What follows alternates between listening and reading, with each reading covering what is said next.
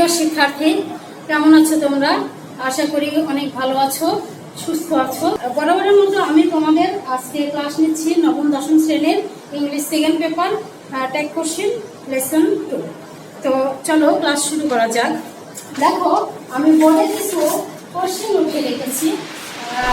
এই কোশ্চেনের অ্যান্সার বলার সঙ্গে সঙ্গে তোমাদের ব্যাখ্যা বিশ্লেষণের চেষ্টা করব, রুলসগুলো নিয়ে আলোচনা করব। তো আশা করি তোমরা বুঝতে পারবে। দেখো, এইখানে প্রথমে আছে যে I need a pen. I need a pen. দেখো, কোনো সেন্টেন্সে নিড যদি মেইন কোনো সেন্টেন্সে নিড যদি মেইন ভার্ব হয়, তাহলে সেই সেন্টেন্সটি ইম্পারেটিভ সেন্টেন্স হবে। আর ইম্পারেটিভ সেন্টেন্স হলে সেটা অবশ্যই প্রেজেন্ট ইনডিফিনিট, সেটা অবশ্যই প্রেজেন্ট ইনডিফিনিট টেন্স হবে। আর প্রেজেন্ট ইনডিফিনিট টেন্স হলো আমরা কি বসাবো?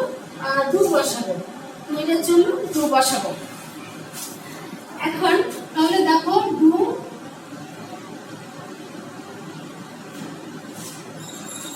Do don't I.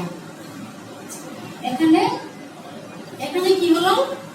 নিডটা present indefinite tense, যার কারণে এখানে don't I.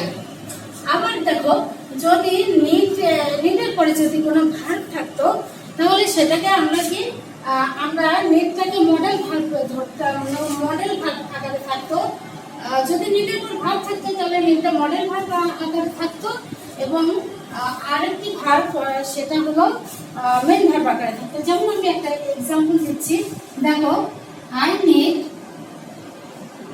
need help you. I need help you. তো এইখানে দেখো, নিডটা আছে মডেল ভার্ব আর হেল্পটা হলো মেইন ভার্ব। তাহলে সেক্ষেত্রে আমরা কি বসাতে পারবো? ট্যাগ কোশ্চেনে বসাতে পারবো নিডেড আই। তো আশা করি তোমরা বুঝতে পারছো। তো দ্বিতীয় নম্বরটা দেখো, 2 নম্বরটা আছে কি I shall be going. I shall be going.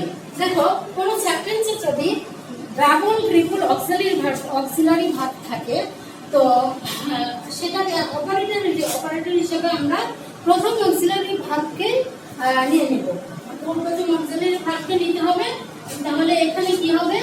শান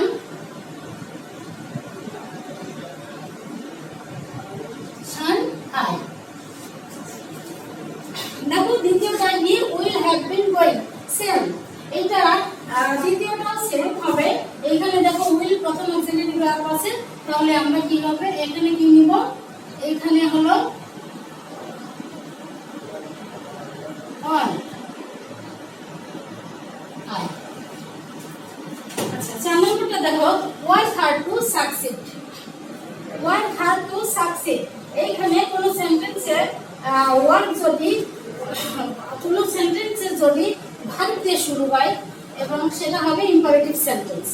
তো ইম্পারেটিভ সেন্টেন্স হলে আমাদের দুইটা অ্যান্সার হতে পারে। সেটা হলো, এক হলো এখানে উইল ইউ,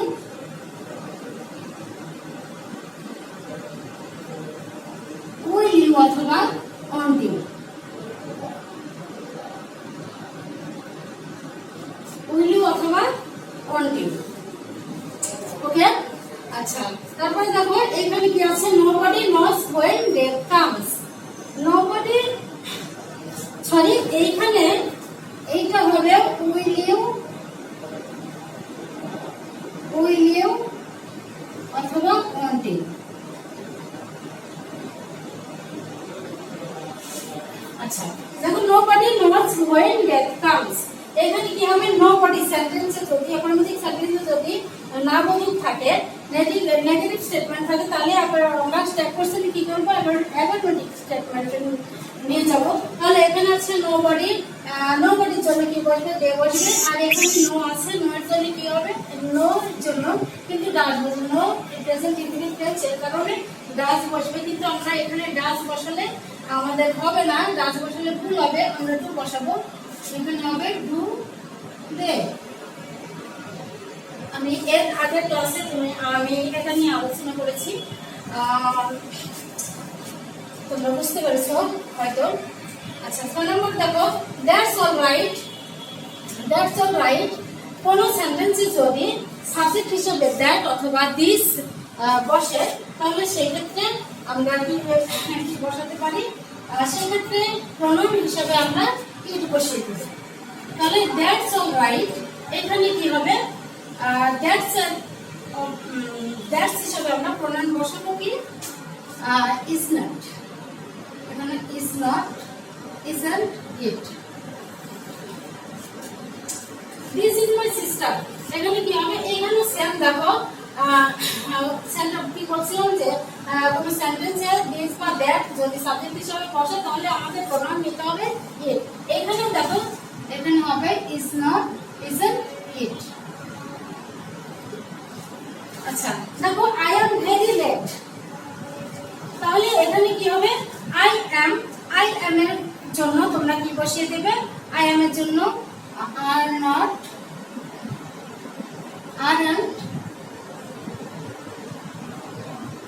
আরন্ট অথবা এম।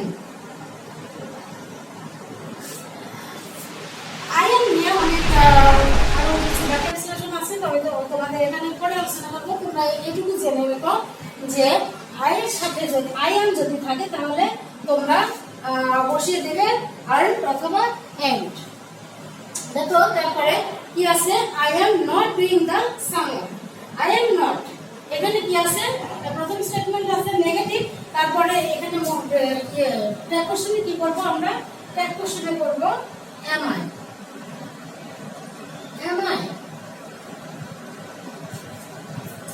আচ্ছা 10 নম্বরে দেখো, দোজ আর মাই পেন। দেখো কোন সেন্টেন্সে যদি দোজ, দিস এইগুলো থাকে তাহলে দোজের পরিবর্তে আমরা কি নেব? দোজের প্রোনাউন হিসাবে আমরা দে ব্যবহার করব।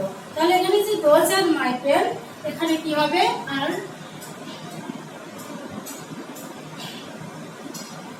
দোজ আর মাই পেন, তাহলে আর্ন দে।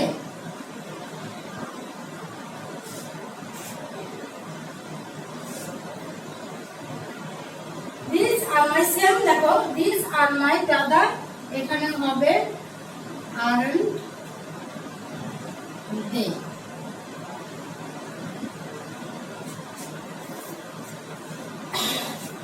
তাহলে কোন সেন্টেন্সে কি শিখলাম? কোন সেন্টেন্সে যদি দোজ বা দিস থাকে তাহলে প্রোনাউন হিসেবে আমরা দে নেব।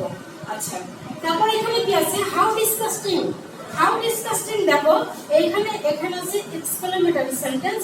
আর এটা তোমরা কিভাবে বুঝবে এক্সক্লেমেটরি সেন্টেন্স? এই যে এক্সক্লেমেটরি একটা চিহ্ন দেওয়া আছে, তো তোমরা এখানে এক্সক্লেমেটরি করে দেবে। তাহলে কি হবে? এখানে দেখো কোন সাবজেক্টে যদি ভার্ব বা সাবজেক্ট কিছুই না থাকে তাহলে আমরা কি বসিয়ে দেব? ইজ নট ইট, ইজন্ট ইট।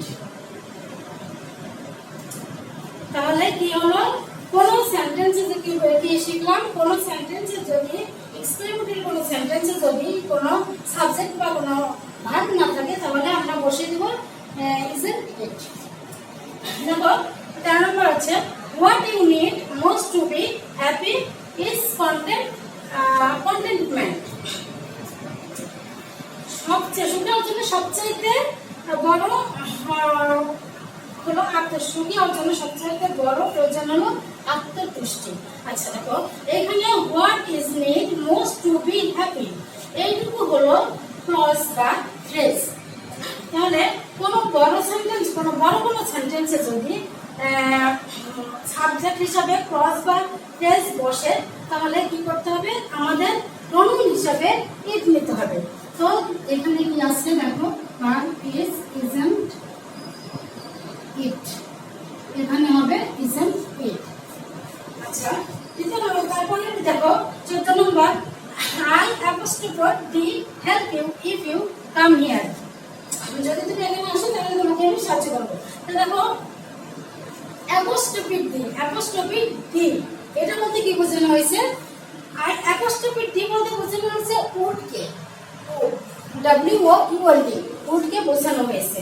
তো উডের পর সাধারণত ভার্বের বেস ফর্ম বসে, যার কারণে এখানে wouldn't WOULD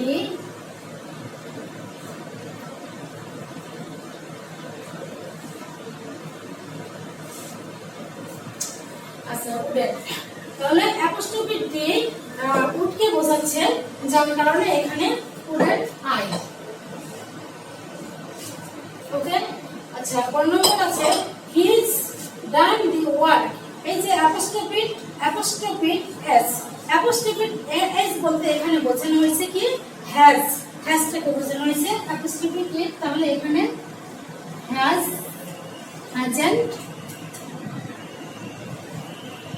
hasn't he।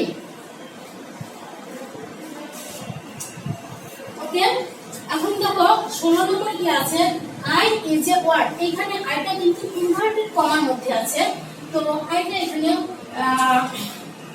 আইটা ইনভার্টেড কমার মধ্যে ক্লোজ থাকবে। আর এইখানে ওয়ার্ডটা কি আছে, ওয়ার্ড কোনো বিষয়বস্তুকে মেন করছে, সেই কারণে এখানে আমরা প্রনাউন হিসাবে ইট নিয়ে নেব। তাহলে এখানে কি হবে, isn't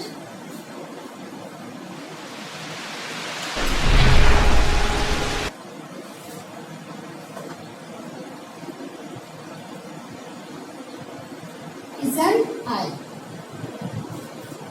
আচ্ছা, তারপরে কি আছে, there is no king in Bangladesh। দেখো কোন সেন্টেন্সে যদি there থাকে, there যুক্ত কোন সেন্টেন্সে যদি there থাকে এবং no অ্যাডজেক্টিভ থাকে, তাহলে সেক্ষেত্রে আমরা কি বসাতে পারি, সেক্ষেত্রে প্রনাউন হিসেবে আমরা any কে নিয়ে নেব। তাহলে এখানে কি আছে, is there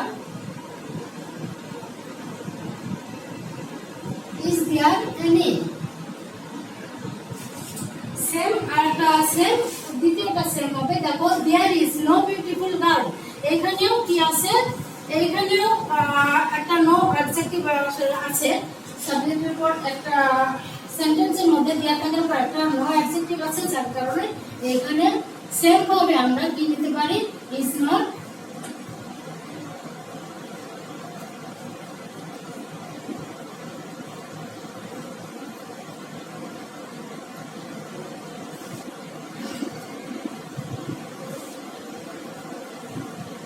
Is there any?